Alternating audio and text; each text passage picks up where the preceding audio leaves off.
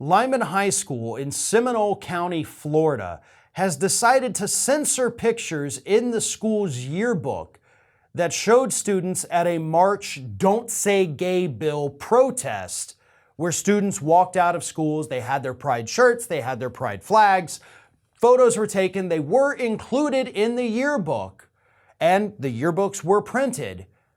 And now the school, saying that, oh, we have to adhere to what the school board tells us, has decided to censor those pictures in that yearbook by putting giant stickers over every single one of them, right? They don't want to spend the money to reprint the yearbook without the pictures. So they said, we'll just censor it. We, a government entity, because it's a public school, are going to censor these students exercising their First Amendment rights because we just don't want people to see it. Somehow it's against the county's guidelines, I guess. And the school says, well, we're doing it because, we're worried that because it happened at school, people are going to think it was a school-sponsored event, and we don't want that. Okay, so all you have to do when people level that accusation at you is say, it wasn't a school-sponsored event. There, I literally just solved your problems in 5 seconds. But you would rather censor these kids. So the big question is, of course, does this run afoul of our First Amendment freedoms? Obviously the photos were of students exercising their First Amendment freedoms. A school, a government entity, has now decided to censor that.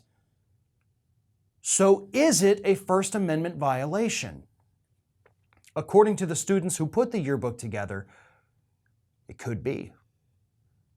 Because this quote from one of the students actually does present it as a First Amendment violation. And I don't even know that the student meant to do this, but listen. This really shouldn't be happening because all we did as journalists was document what was happening at our school on our campus. To have that covered up isn't right. This is censorship. Did you catch the one word in there that could easily make this a First Amendment issue? I did. Journalists. By this student referring to the yearbook staff as journalists, which makes sense because that is what they are, right? The photojournalists, whatever you want to call them, it's media. And the media is protected from the government, which in this instance would be the public school, interfering with their work and censoring it. That is a First Amendment issue. And this student's statement, we as journalists, ACLU, where you at?